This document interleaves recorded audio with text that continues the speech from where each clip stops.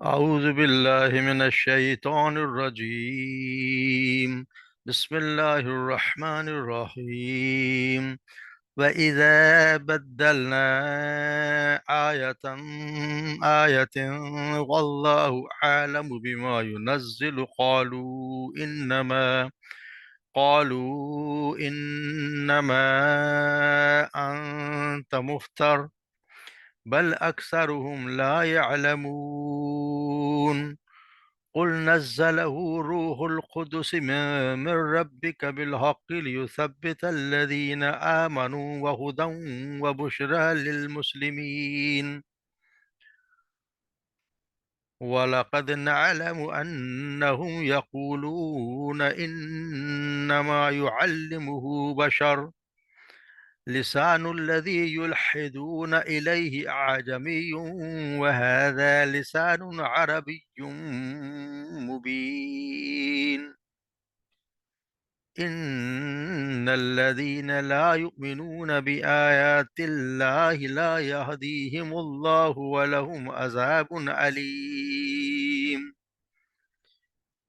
إنما يفتري الكذب الذين لا يؤمنون بآيات الله وأولئك هم الكاذبون.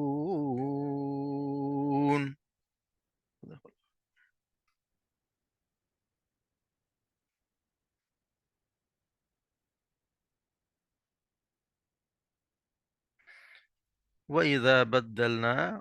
اور جب بدلنا ہم بدل دیتے ہیں آیتن کوئی آیت مکان آیا کسی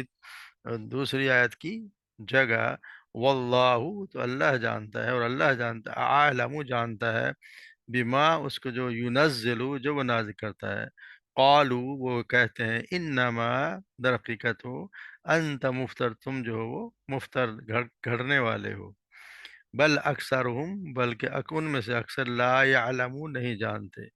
قل کہہ دیجئے نزلہ اسے نازل کیا ہے روح القدس نے مر رب کا آپ کے رب کی طرف سے بالحق حق کے ساتھ لیثبت الذین آمنوا تاکہ قدم جما دے ان کے جن لوگوں نے جو ایمان لائے وہ ہدوں اور ہدایت اور وہ بشرا اور خوشخبری بشارت للمسلمین بشارت ان لوگوں کے لیے جو ایمان لائے جو خوشخبری ان کے لیے جو مسلمان ہیں وَلَقَدْ اور یقیناً نعلم ہم جانتے ہیں انہم کہ بے شک وہ یقولون وہ کہتے ہیں انما در حقیقت بے شک وہ جو یا در حقیقت یعلمہ سکھاتا ہے اسے بشر ایک کوئی انسان لسان الذی و اس کی زبان الذی جس کی یلحدون جس کی طرف وہ اشارہ کرتے ہیں یا جس کو بتائیں الیہ جس کی طرف عجمی عجمی ہے وہذا اور یہ یعنی یہ قرآن لسان عربی لسان زبان اس کی عربی مبین واضح طور پر بلیغ عربی ہے ان الذین بے شک وہ لوگ لا یؤمنون بآیات اللہ نہیں جو ایمان رکھتے اللہ کی آیات پر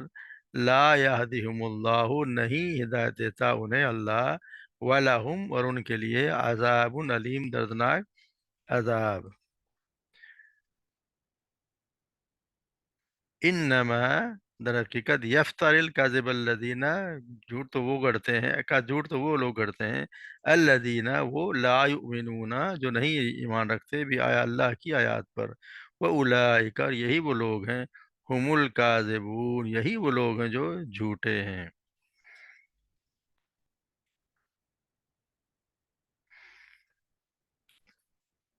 یہاں ان کے مشرکین کے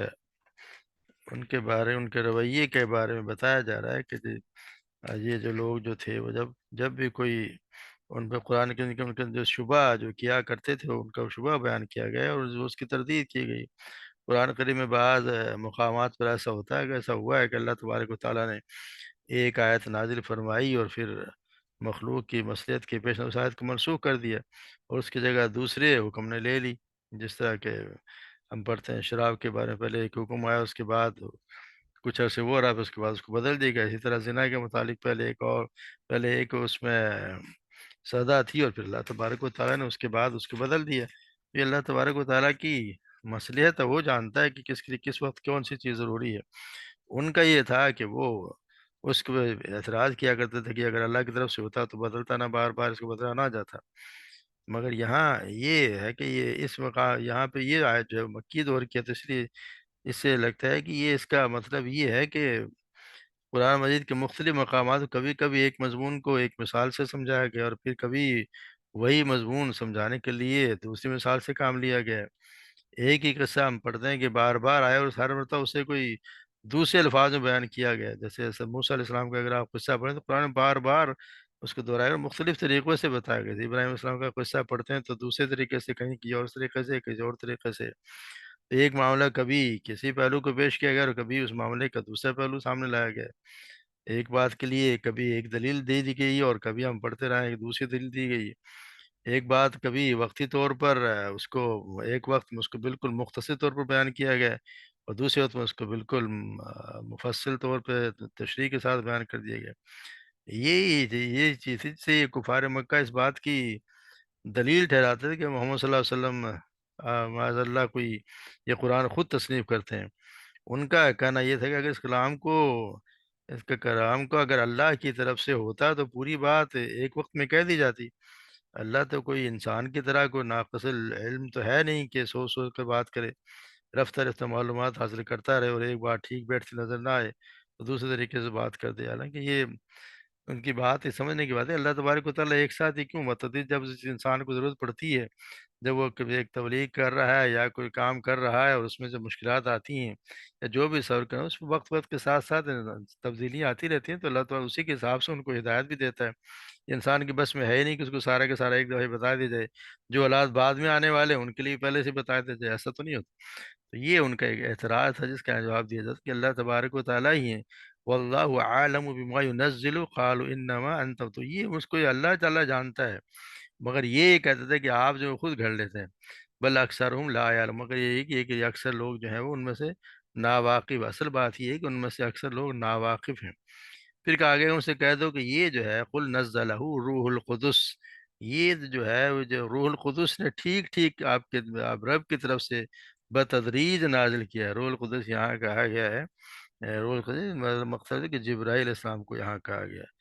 اس کا مطلب کہ روح القدس کا لفظی معنی ہے کہ پاک روح، یعنی پاکیزگی کا روح۔ تو اصطلاحاً یہ لقب جبرائیل علیہ السلام کو دیا گیا تھا۔ یہاں وہی لانے والے فرشتہ کا نام لینے کے بجائے ان کا لقب استعمال کرنے سے یہ بھی مقصد ہے کہ سامعین کو اس حقیقت پر متنبع کرنا ہے کہ اس کلام کو ایک ایسی روح لے کر آ رہی ہے تو بشری کمزوری اور نقائص سے بالکل پاک ہے۔ وہ نہ کوئی خائن ہے کہ اللہ کے کچھ بھیجے اور وہ اللہ کچھ بھیجے اور وہ اپنی طرف سے کوئی کمی بیشی کر کے کچھ اور بنا دے، نہ وہ جھوٹا اور نہ کوئی گھڑنے والا ہے کہ خود کوئی بات گھڑ کے اللہ کے نام سے بیان کر دے، نہ کوئی بدنیت ہے کہ اپنی کسی نفسانی غرض کی بنا پر دھوکے اور فریب سے کام لے۔ یہ وہ تو سراسر ایک مقدس اور پاک روح ہے جو اللہ کا کلام پوری ہمارے ساتھ لا کے پہنچاتی ہے۔ یہ کسی انسان کے تو بس میں ہے ہی نہیں، اللہ کا کلام ہے جو ایک پاک روح اسے لے کے آتی ہے، یثبت الذین آمنوا، تاکہ وہ ایمان والوں کے ایمان لانے والوں کے ایمان کو پختہ کرے۔ یعنی اس کا مقصد یہ کہ یعنی کہ یہ بتدریج کلام کا لانے کو بے وہ سب کچھ لے آنے کی وجہ یہ نہیں کہ اللہ میں کوئی علم و دانش میں کوئی نقص ہے، بس جیسا کہ تم لوگوں نے اپنی نادانی سے سمجھا ہے، بلکہ وجہ یہ ہے کہ انسان کی قوت فہم اور اس میں نقص ہے جس کے سبب سے وہ بے وہ ساری بات کو سمجھ نہیں سکتا ہے، نہ ہی کوئی ایک وقت کی سمجھی بات میں وہ پختہ ہو سکتا ہے۔ اس لیے اللہ تبارک و تعالیٰ کی حکمت ہے یہ کہ روح القدس اسلام کو تھوڑا تھوڑا کر کے لائے، کبھی انہوں نے مختصر کا کام لیا اور کبھی اس بات کی تفصیل بتائے، کبھی ایک طریقہ سے بات کو سمجھا اور کبھی دوسرے طریقے سے، کبھی ایک طریقے سے یعنی بیان کرے اور کبھی دوسرے طریقے سے، ایک ہی بات کو بار بار طریقے سے ذہن نشین کرنے کی کوشش کرے تاکہ مختلف قابلیتوں اور جن لوگوں کی استعداد کے مطابق جو ہیں وہ لوگ ایمان لا سکیں، ایمان لانے کے بعد علم اور یقین اور فہم میں پختہ ہو سکیں۔ تو یعنی مطلب ایمان لانے کو لگے ایمان کو پختہ کرے، اور دوسری وجہ ہے کہ ایمان فرما برداروں کو زندگی معاملات کو سیدھی راہ، جو لوگ ایمان لائے ہیں ان کی زندگی کے معاملات کو سیدھی راہ بتائے، وہ ہدوں اور ہدایت بھی، یعنی کہ ان کو سیدھی راہ بھی بتائی جائے۔ یہ اس کی دوسری مصلحت ہے کہ یعنی جو لوگ ایمان لا کر فرما برداری کی راہ پر چل رہے ہیں ان کو دعوت اسلامی کے کام میں اور زندگی کے پیش آمد مسائل کے موقع پر جس قسم کی ہدایت درکار ہوں وہ بر وقت دے دی جائیں۔ ظاہر ہے کہ انہیں وقت سے پہلے بھیجنا تو کوئی مناسب نہیں ہو سکتا، اور نہ ہی بے وقت ساری ہدایت دے دینا بھی مناسب تھا۔ اور پھر یہ بتایا بشرا للمسلم زندگی کے، اور انہیں فلاح اور سعادت کی خوشخبری دے دیں۔ بشرا للمسلمین، مسلمین کو دے دیا۔ تیسری مسئلہ تھی یہ، یعنی کہ فرمانبرداروں کو جن مزاحمتوں اور مخالفتوں سے سابقہ پیش آتا ہے، اور جس طرح انہیں ستایا اور تنگ کیا جاتا رہا ہے، تو یہ جو دعوت دی جا رہی ہے، اللہ کے کام کی دعوت دی جائے، اس مشکلات کے جو ان کو مشکلات آتی ہیں، ان کی وجہ سے بار بار وہ اس بات کی محتاج بھی ہوتے ہیں کہ ان کو کوئی بشارتوں سے ان کی ہمت بندھائی جائے، اور ان کو آخری نتائج کی کامیابی کا یقین دلایا جاتا رہے، تاکہ وہ پر امید رہیں اور دل شکستہ نہ ہوں۔ تو یہ وجہ یہی بتائی کہ وطی راضی کرنے کی وجہ ہے کہ تاکہ ایمان لانے والوں کے ایمان کو پختہ کرے، فرما برداروں کو زندگی کے معاملات کو سیدھی راہ بتائے، اور انہیں فلاح اور سعادت کی خوشخبری دے۔ بشر المسلمین، پھر بتایا گیا کہ لقد نعلم، ہم جانتے ہیں کہ انہم یقولون انما یعلمہ بشر، وہ یہ کہتے ہیں کہ تمہیں ان کو تو کوئی ایک انسان، کوئی ایک شخص ہے جو ان کو سمجھا، ان کو بتا رہا ہے، ان کو وہ سکھا رہا ہے کہ یہ بھی ان کا ایک بڑا عجیب ان کا ایک الزام تھا کافروں کا، کہ یہ کہا کرتے تھے کہ یہ جو ہے وہ ان کو پتہ ہے، ان کو وہ سکھا رہا ہے، یعنی کہ جو شخص جو وہاں پہ وہ کہتے ہیں کہ کوئی غلام تھے جو تورات وغیرہ پڑھا کرتے تھے، تو ان پہ ان کو یہ لگتا تھا کہ یہ آپ صلی اللہ علیہ وسلم کبھی کبھی ان کے پاس تھوڑی دیر کے لیے کھڑے ہو جایا کرتے تھے، تو ان کا یہ ہو گیا کہ یہ سمجھتے ہیں کہ وہ جو ہے وہ بس یہی ہمیں ان کو سکھانے والا یہ لوگ ہیں جو ان کو سکھاتے ہیں، اور اس کی وجہ سے وہ ان کی باتیں سنا کر وہ ہمیں بتا دیتے ہیں۔ تو یہ حالانکہ سوچنے کی بات یہ ہے کہ یہاں اللہ تبارک و تعالیٰ کا ان کو یہ سوچنا چاہے کہ یہ جن کا نام لے رہے ہیں، کہ کوئی یسر نام تھا کسی غلام کا، تو اس پہ بھی کہا کرتے تھے کہ یہ اس میں تو اللہ تبارک و تعالیٰ یہ کہیں ان کو یہ نہیں سمجھ آ رہی کہ یہ جس کا یہ نام لے رہے ہیں، جس کے کہ وہ سجار، اس کی تو زبان عجمی، وہ تو عجمی ہے، اس کی زبان عربی ہے ہی نہیں، تو جس شخص کی زبان ہی عربی نہیں ہے، تو یہ ان کو یہ سمجھ نہیں آ رہی کہ اتنی بڑی بات، یعنی کہ وہ جس کو بھی دیکھ تو رات و انجیل پڑھتا ہے، اور آپ صلی اللہ علیہ وسلم کی اس سے ملاقات ہے، تو بس بے تکلف الزام کر دیا کہ اس قرآن کو دراصل وہ تصنیف کر رہا ہے، اور آپ صلی اللہ علیہ وسلم اس کی طرف سے اللہ کا نام لے کر پیش کر رہے ہیں۔ تو اس سے اندازہ ہوتا ہے کہ یہ مخالفین آپ کے خلاف کتنی بیوقوفی کی باتیں کرنے میں کتنے بے باک تھے، بلکہ یہ بھی سبق ملتا ہے کہ انسان اپنے جو ساتھ والے ہوتے ہیں ان کی قدر و قیمت پہچانے میں کتنا بے انصاف ہوتے ہیں۔ ان لوگوں کے سامنے اگر دیکھا جائے تو تاریخ انسانی کی ایک عظیم شخصیت، جس کی نظیر نہ اس وقت دنیا میں پھر، اور نہ ہی اس وقت دنیا میں تھی، اور نہ ہی بعد میں آج تک پائی گئی، مگر ان کے اتنے عقل کے اندھے کہ ان کے مقابلہ میں ایک اجمی غلام جس کی زبان بھی عربی نہیں ہے، اس کو جو صرف تورات اور انجیل پڑھ لیتا ہے، وہ ان کو کتنا قابل نظر آتا ہے کہ یہ اتنا قابل ہے کہ وہ آپ صلی اللہ علیہ وسلم کو سکھایا جا رہا ہے۔ یہ ان کی کتنی جہالت کہہ دیں کہ کیسے لوگ تھے کہ لسان الذی، اس کی ہاذا لسان عربی، یہ تو واضح طور عربی ہے، اتنی زبردست بلیغ زبان کو یہ اس کے ڈر ہیں جو اجمی ہے۔ اب ہم کوئی کہے کہ جی کوئی پاکستانی ان کو سکھا رہا ہے، تو سمجھنے کی بات ہے، جس کو کیا سکھائے گا، جس کو عربی اتنی زبردست عربی وہ کہاں سے لے کے آئے گا؟ اور پھر با محاورہ جتنے ایسے الفاظ جو انہی کی وہی سکھا، جو شخص اہل زبان ہوتا ہے اسی کو پتہ ہوتا ہے کہ اس کے مطلب کیا ہے، جو مثالیں دی جاتی ہیں اللہ تعالیٰ نے جو مثالیں دی ہیں، وہ اسی علاقے کے لوگ ہی مثالیں دے سکتے ہیں کہ اس کے حساب سے ہوتا ہے۔ ایسے ہر چیز کے لیے مثال دی گئی، وہ انہی کے جیسے معاشرے میں آپ صلی اللہ علیہ وسلم رہا کرتے تھے، یا جو لوگ وہاں رہتے تھے انہی کے حساب سے، انہی کے سمجھانے کے لیے مثالیں دی گئی ہیں۔ تو یہ تو سارے وہی دیتے ہیں جو اللہ تبارک و تعالیٰ ہی دیتا ہے، اور انہی کے زبان میں، کیونکہ ان کی زبان تو صاف عربی زبان ہے اس قرآن کی، اور وہ الزام لگا رہا ہے کہ یہ شخص سکھا رہا ہے۔ مگر ہیں کون یہ؟ وہ لوگ ہیں ان الذین لا یؤمنون بآیات اللہ، یہ لوگ ہیں جو اللہ کی آیات پر ایمان نہیں رکھتے، یعنی ایسے لوگ ہیں جو اللہ کی آیات پر ایمان رکھتے ہی نہیں، تو ان سے اندازہ ہوتا ہے کہ یہ وہی لوگ اس طرح کی حرکتیں کرتے ہیں جو اللہ کی آیات پہ، اور نہ ولا یہدیہم اللہ، اور نہ اللہ پھر ان کو ہدایت دیتا ہے، وَلَهُمْ عَذَابٌ عَلِيمٌ، ان کے لیے پھر دردناک عذاب ہے۔ تو ایسے لوگ ہاں جو اللہ تبارک و تعالیٰ کی بات میں یقین نہیں رکھتے، تو پھر اللہ تبارک و تعالیٰ انہیں ہدایت بھی نہیں دیتا، ان کو پھر یہ اب بھٹکتے رہتے ہیں، ان کے لیے کوئی کام ہوتا ہی نہیں ان کے لیے، سوائے اس کے کہ وہ بار بار ادھر ادھر بھٹکتے رہیں، اور ریڈی لوگ سب بے سرپا باتیں کرتے رہیں، اور پھر جو ہے وہ اس کے مطابق ہی اپنی زندگی کو گزارتے ہیں، کیونکہ ہدایت کے معنی تو سیدھی راہ دکھانا بھی ہوتا ہے اور اس پہ چلنے کی توفیق دینا بھی ہے۔ کہ اللہ علیہ نے جو لوگ اللہ کی آیات پہ ایمان نہیں رکھتے، وہ اللہ تعالیٰ انہیں راہ راست کی ہدایت نہیں دیتا، پھر یہ اس قسم کی بس و باتیں کیا کرتے ہیں، بھلا یہ بھی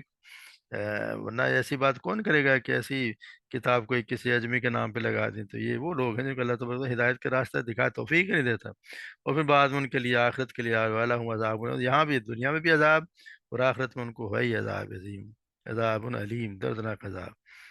پھر کہتے ہیں انما یفتر الکذب الذین لا یؤمنون بآیات اللہ، یا لا یؤمنون بآیات اللہ، یہ وہ لوگ جھوٹ تو وہی